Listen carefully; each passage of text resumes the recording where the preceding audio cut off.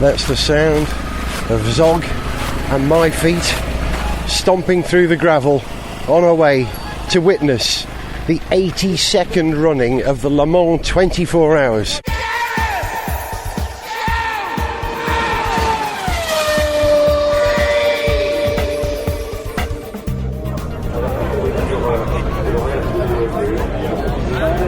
The unmistakable sound of motorsport fans and the French commentary at Le Mans. Zog and I have finally found a position where we're going to watch the start of the race from. We are, in fact, if you know Le Mans, from the rise, the gentle right-hander which leads to the left and right at the Dunlop Bridge. We are almost directly opposite the Dunlop grandstand on the other side of the road. And somewhat bizarrely, we've rendezvoused with people who are in the tent next to us. We had a conversation last night. Where do you reckon's a good place to watch the start? Oh, about here.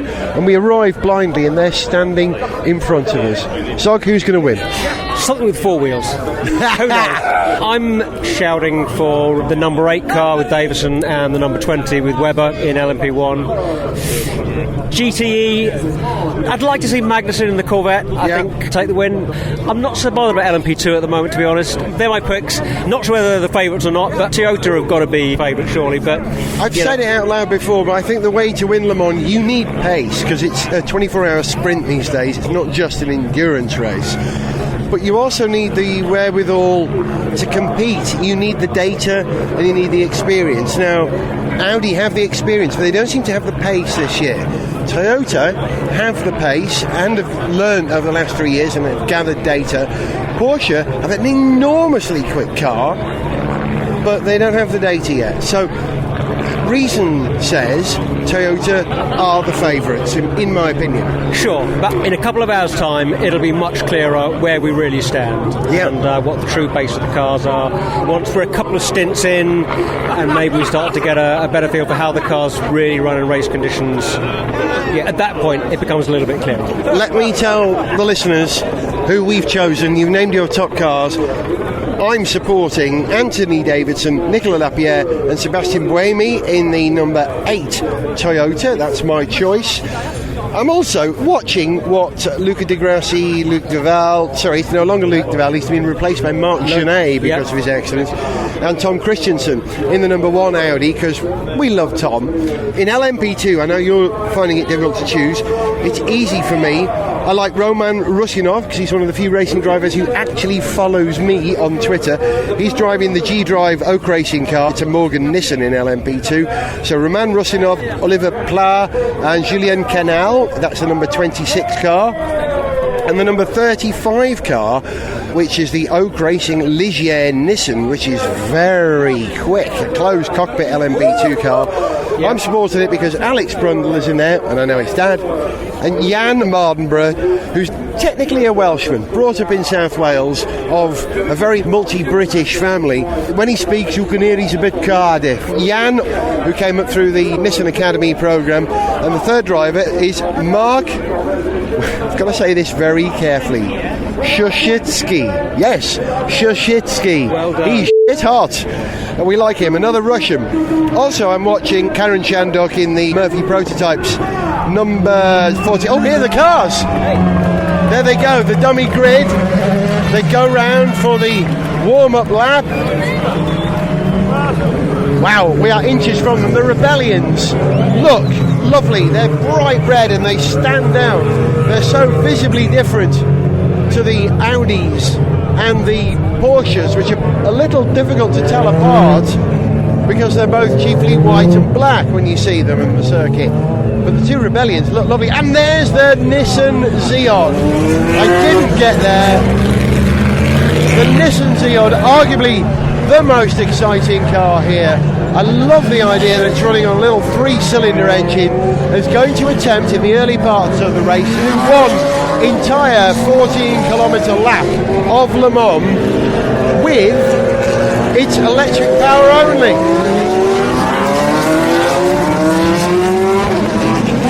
Isn't that lovely, the sound of the 911s and the Ferraris revving up as they go through the Dunlop Bridge. This is the first time I've actually seen the cars in daylight. We've only seen them in the dark up to now. and it goes quiet. When we walked up, Zog, they were playing Le Marseillaise. We arrived during the anthems, and the French national anthem gives me goosebumps. I'm not French, but the French invented motorsport, and that is in many ways one of my cultures.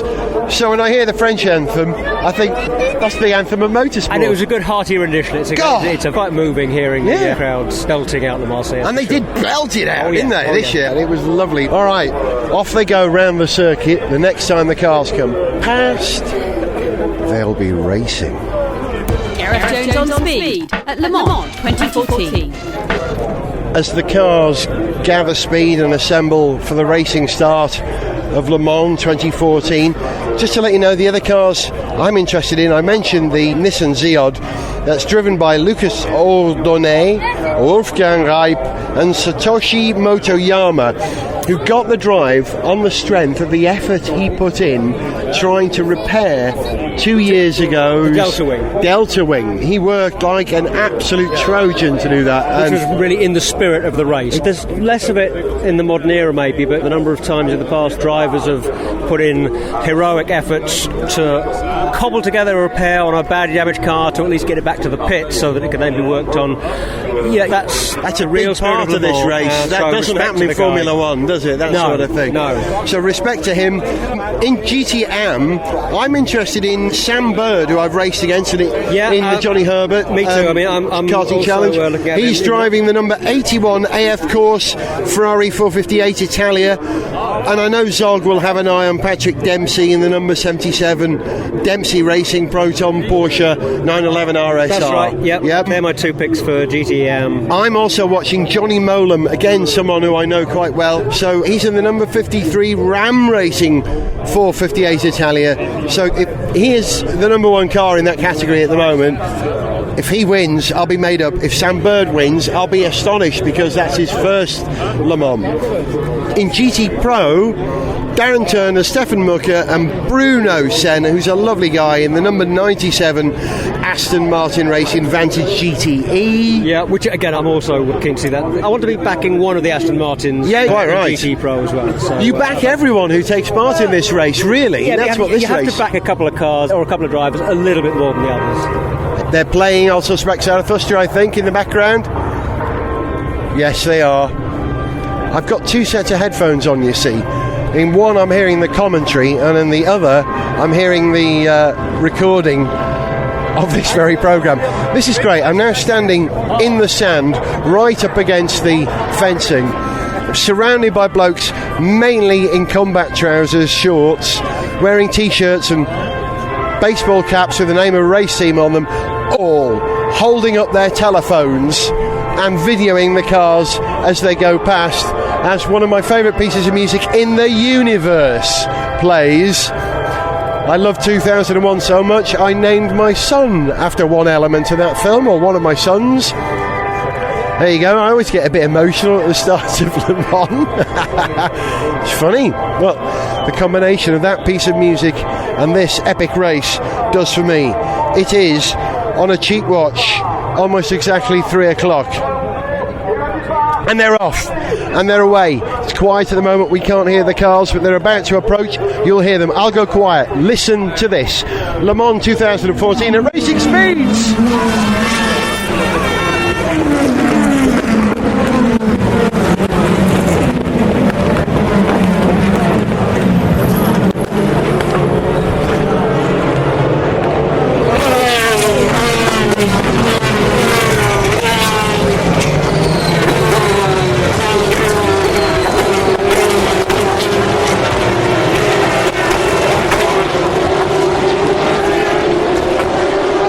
Just incredible, that bip that you get as they go into the... Listen in the background.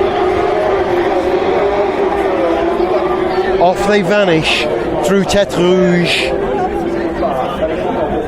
The hair stands up on your arms.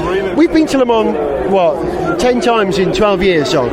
Say again? We've been to Le Mans 10 times in 12 years. I haven't been every time that you've been. I've been, I think, 6 times in the last 12 years. But we've been coming for a very long time now. Yeah.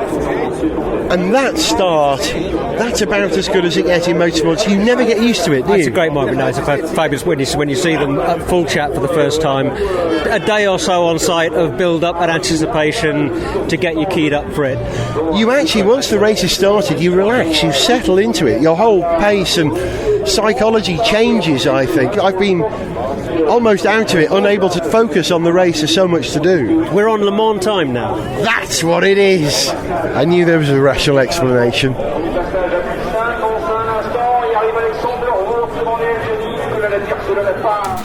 Jones on speed! At Le Mans 2014.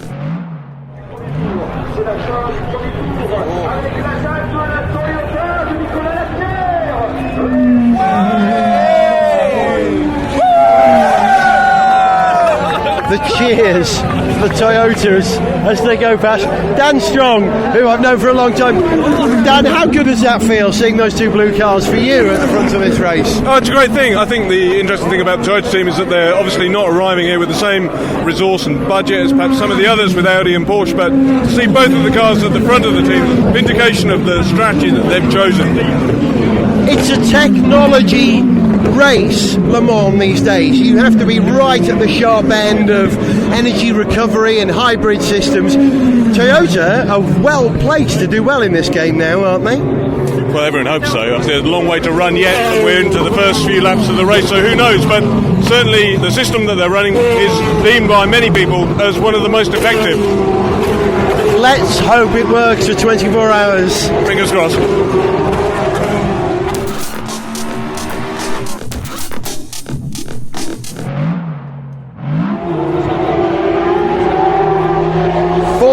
Minutes into the race, and really sad, devastatingly sad news that the Nissan Ziod is the first retirement. Zog, did you hear that? Yeah, I've just heard that. Seems like the gearbox went. Yeah. Which is ironic, really. It's nothing to do with the electronics, nothing to do with the battery system or that little 3-cylinder motor. It's the gearbox, which all the cars have. Yeah, I'm not quite sure about the detailed design of it, but I'd have thought, it's basically a rather more traditional bit of the car, not one of the more cutting edge bits of the elements. design. Yeah. Having said that, I don't know whether they were doing something very clever with the gearbox as well. That maybe. I think everything that goes on that circuit's clever these days, in all the cars.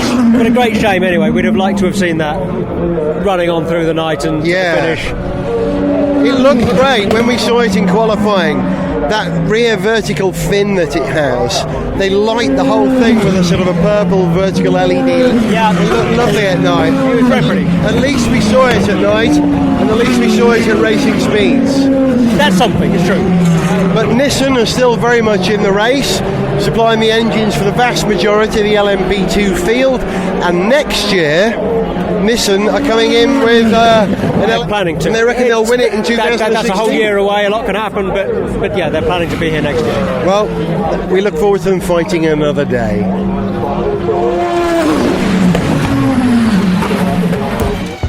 Gareth Jones on speed at Le Mans 2014.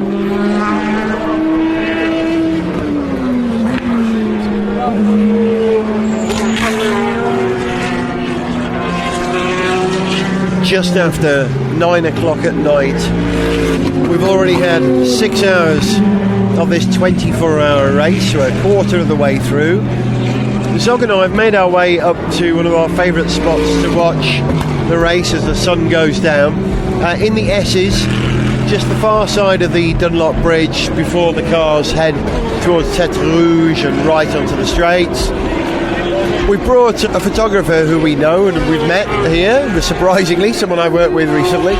We brought Greg to this spot to get a picture of the cars coming over the hill at the Dunlop Bridge. He's busy working at that. In the meantime, in terms of track action, at the moment, the leading car is the wrong Toyota, you might say. At the moment, Kazuki Nakajima's driving it, the number 7 Toyota. They're leading, and about 30 or more seconds behind is the number 2 Audi, Marcel Fassler, André Lotterer and Benoit Trollier. And in third place at the moment, the wrong Porsche, in my opinion. Zog wouldn't agree. Timo Bernhard, Mark Webber and Brendan Hartley's number 20 Porsche 919 is hanging on to third place. There was a bit of bad weather earlier on, a real downpour, very, very intense, which caused, as always, havoc on the circuit. At one point, Karen Chanduk's Murphy Prototypes LMP2 went off, and as I look at the screen now, is that an LMP1 that's gone off? Can't see, unfortunately. The screen is the other side of the circuit. That's the Rebellion. That meow. That was the red Rebellion, which is probably the most beautiful sounding car here. It sounds a lot brighter than the Toyotas because they're perhaps dulled by the hybrid technology on board, whereas the Rebellions are just a good old-fashioned high-revving V8. But there's a sense of tension suddenly. It's gone very quiet. And the commentary sounds a little unnerved. I'm trying to see where that is. Can you see where that is, Zog? I think it's at Arnage. Is it one of the Porsches? It is. It's the number 20. It will be. Brendan Hartley. Currently in third place. Yeah. If he can't get it going, he's not going to be in third place for much longer, though. Uh-oh. It's a cruel race, Le Mans. I've said it already, and it's been cruel again, isn't it? Sorry, I had headphones on. I didn't hear any of that. I'm saying this is Le Mans being cruel again, isn't it? Yeah, having had the 20 car briefly leading the race. Well, no, more than briefly, but leading the race for a spell, and fighting it out with 7 Toyota. It seems like they've dropped back, and this doesn't look very good. Although I know what Zog's actually saying, it doesn't look very good for that car, but the position that we're sitting in at the moment, let me describe it for you. The Dunlop Bridge to my right, the cars you'll hear in stereo approaching from the right with their lights on. The GTE cars have yellow lights, the LMPs have white lights. They come screaming round. First go left, then right, then left again. The beauty of this spot is you can see the cars for, I don't know, 15 seconds or something as they bang through the gears and prepare for the right turn onto Tête Rouge. This is the place to watch the sun go down, and that's what's going on at the moment. Here's some audio of just the cars as they come through the S's just before the final right-hander before Tête Rouge.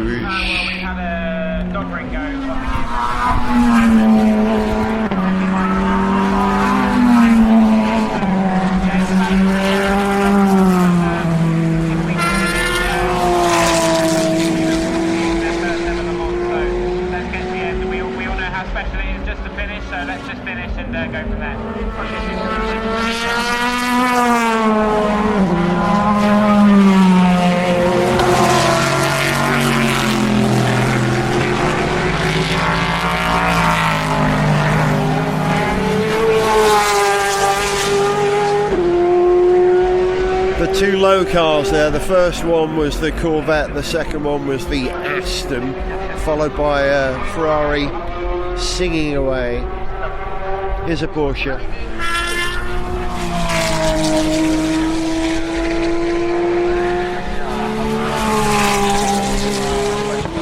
Followed by another Porsche banging away.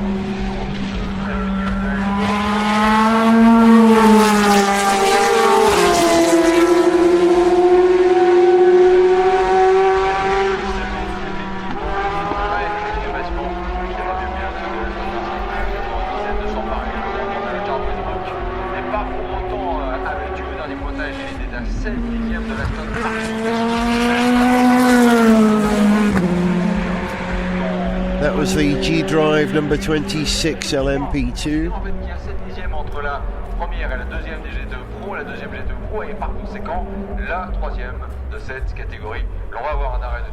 There are many things that pull me back to Le Mans. The heroic nature of the race itself, that sense of camaraderie that you get with everyone else watching the race. But above anything, the one thing that pulls me back here every year is the sound of the cars. Different engines, different categories, and different approaches to building a car that could race pretty much flat out for 24 hours. So I make no apology for setting the mics on my Gareth Jones on speed recorder to a wide field 120 degrees and recording this glorious noise for you to enjoy.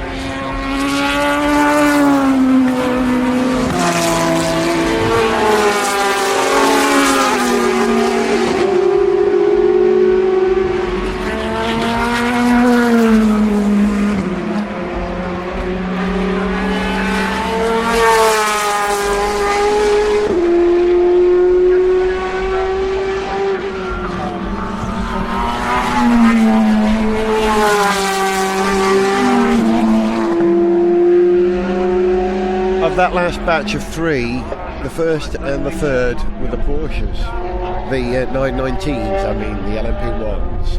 The others we heard before were all GTEs. Okay, one last car.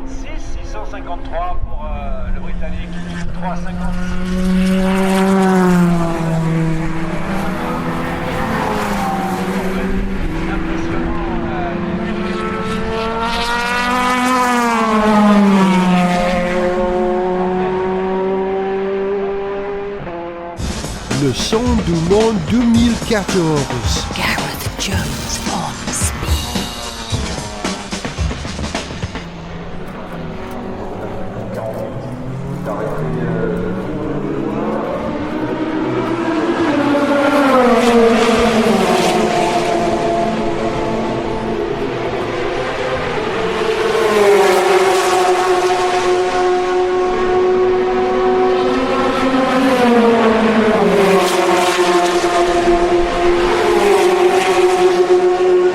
Listened to Gareth Jones on speed at Le Mans before, you'll probably recognise from the sound of the cars where we are at the moment. Listen to the reverb. We're on the start-finish straight, directly opposite the Audi pit box, which is where we often are for the race, but not this year. We're actually on the terraces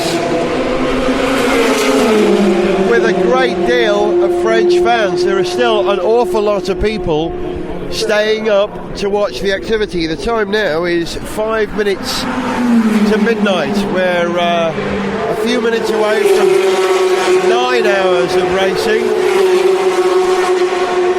It's tense, Zog, isn't it? It is, but you're also aware that there's an awful lot of the race still to run. Yeah. You know, we're not halfway through yet. And Toyota is still looking good out front, but a lot can change. Yeah, we've already seen how our Toyota, if you like, lost 9 laps in an incident earlier on, and that's effectively put them out of the race at the moment in terms of a win, unless all the 3 lead cars then come together in some dreadful incident in the middle of the night, which could happen. A lot can happen in 14 hours. It's a very long race. Yeah. And it sounds lovely. So for the moment, I'm going to say good night from Zog. Good night. And it's good night from me, and I think we'll just sit here and listen to these cars for a few minutes before we hit the sack ourselves. Enjoy this.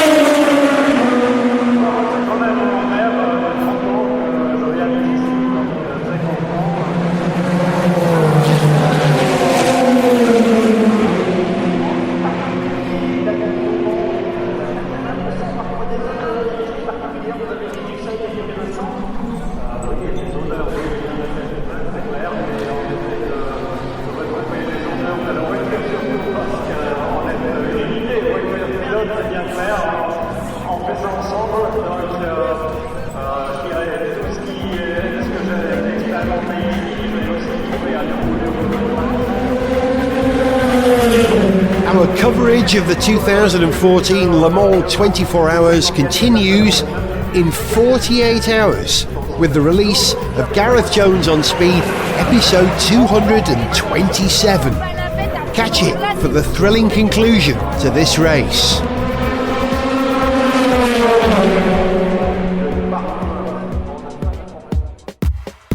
To send us an email, see pictures, get song lyrics, join our Facebook fan site, follow us on Twitter, or to find out about sponsorship opportunities, go to garethjones.tv. Gareth Jones on Speed is made in London by Whiz Bang. Gareth Jones on Speed!